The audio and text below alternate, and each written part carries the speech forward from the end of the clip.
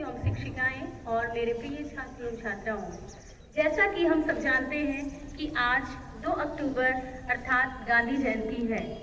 आज के दिन हम अपने देश के 2 महापुरुषों की जयंती को मना रहे हैं।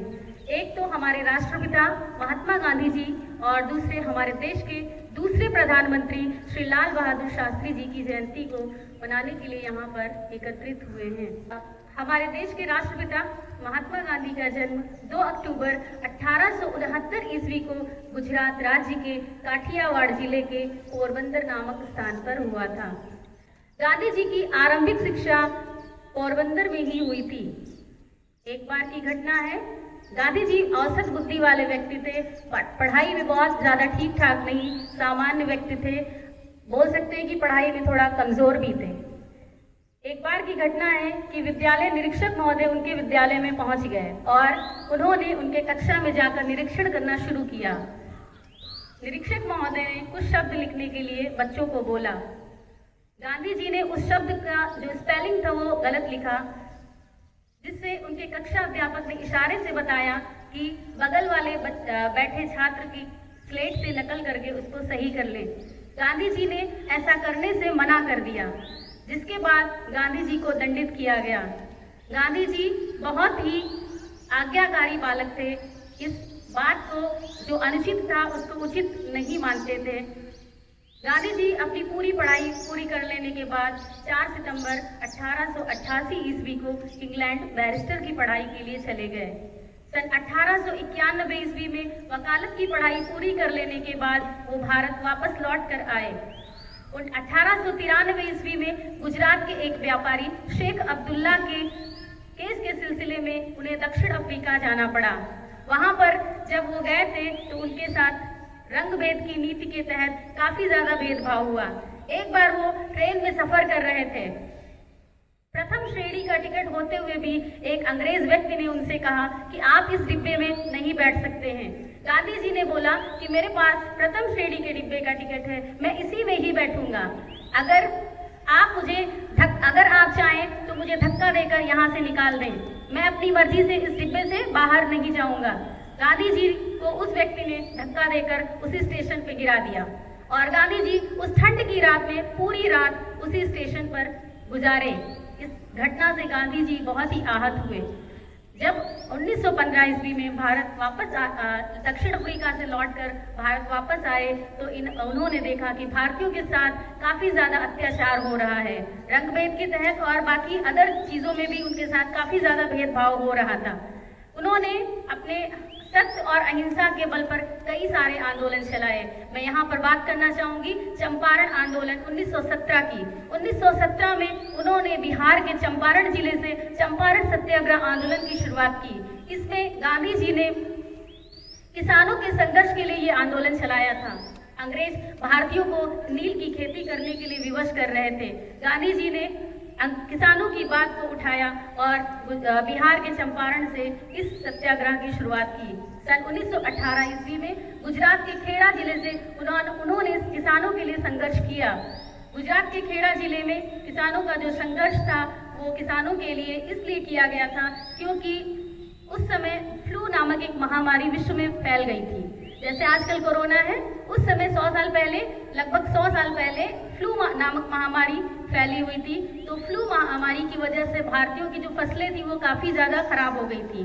तो वो कर देने में अंग्रेजों को सक्षम नहीं थे भारतीय, उनको परेशान किया जा रहा था। इसलिए गांधी जी ने 1918 ईस्वी में गुजरात के खेड़ा जिले से ये खेड़ा सत्याग्रह आंदोलन की शुरुआत की थी। 1918 में ही गुजरात के अहमदाबाद में सूती कपड़ा कारखाना उद्योग के मजदूरों के लिए उन्होंने आंदोलन चलाया। सूती कपड़ा मजदूरों के संघर्ष के लिए उन्होंने ये आंदोलन इसलिए चलाया था, उनका मुख्य उद्देश्य ये था कि मजदूरों का जो वेतन था वो बहुत कम था, मजदूरों से काम अधिक लिया जा रहा था।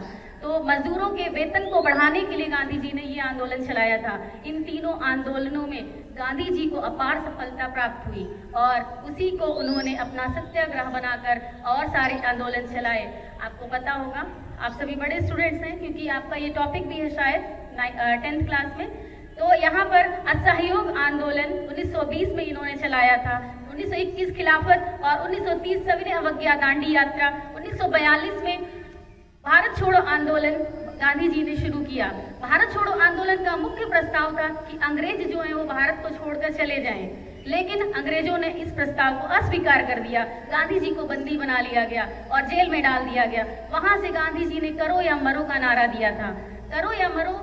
और इसी के तहत काफी ज्यादा संघर्ष करते हुए सभी भारतीयों ने मिलकर और 15 अगस्त 1947 को अंग्रेजों की गुलामी से हमारे देश को आजाद कराया। और अंत में 30 जनवरी 1948 ईस्वी को शाम के समय प्रार्थना सभा में जाते हुए नाथूराम गोडसे नामक व्यक्ति ने उनके चरणों को स्पर्श किया और सीने में 3 गोलियां उतार दी। गांधी जी वहीं पर गिर गए और उनके मुख से निकलने वाला अंतिम शब्द था, हे राम। अभी मैंने थोड़ी देर पहले आपको अपने दूसरे महापुरुष जो कि हमारे देश के दूसरे प्रधानमंत्री जी थे उनके बारे में बताया था। उनका जन्म 2 अक्टूबर 1904 ईस्वी को उत्तर प्रदेश मुगलसराय में हुआ था। ये बहुत ही शांत स्वभाव के व्यक्ति थे, सादा जीवन उच्च विचार इनका ये मानते थे। गोविंद वल्लभ पंत के मंत्रिमंडल में इन्हें परिवहन एवं पुलिस मंत्रालय का पदभार सौंपा गया। परिवहन मंत्री बनने के बाद पहली बार महिला कंडक्टर के पद पर महिलाओं के लिए कंडक्टर का जो पद था उन्होंने ही शुरुआत की। उसके बाद पुलिस में जो पुलिस मंत्री होते हुए उन्होंने जो भीड़ को नियंत्रण करने के लिए लाठीचार्ज की जाती है उसकी जगह पर पानी की बौछार की शुरुआत की। लाल बहादुर शास्त्री जी 27 मई 1964 ईस्वी को भारत के प्रधानमंत्री बने, दूसरे प्रधानमंत्री बने। और प्रधानमंत्री बनने के बाद 1965 ईस्वी में उन्हें भारत और पाक युद्ध का सामना करना पड़ा। उस समय भारत को वित्तीय संकट की स्थिति आ गई थी, भारत को वित्तीय संकट झेलना पड़ा। उन्होंने इस संकट से उभरने के लिए दिल्ली के रामलीला मैदान से भारत को संबोधित किया और बताया कि सभी भारतीय सप्ताह में 1 दिन का व्रत रखें, जिससे हम अमेरिका से गेहूं कम आयात करें और हमारी वित्तीय स्थिति जो है वो सुधार हो जाए। उन्होंने इसी युद्ध के दौरान जो वित्तीय संकट उत्पन्न हुआ था अपना वेतन लेने से भी मना कर दिया, जिससे भारत की जो वित्तीय स्थिति है उसमें काफी ज्यादा सुधार हो सके।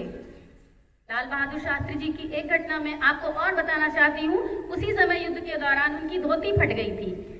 अब उस स्थिति में उन्होंने नई धोती ना लेकर के आदेश दे दिया कि इसी धोती को सिलकर ही दे दिया जाए, मैं इसी को ही पहनूंगा, नए कपड़े नहीं खरीदूंगा। इतना वो देश के प्रति वफादार व्यक्ति थे। 10 जनवरी 1966 ईस्वी में सोवियत संघ रूस ताशकंद शिमला समझौता के लिए ये गए हुए थे।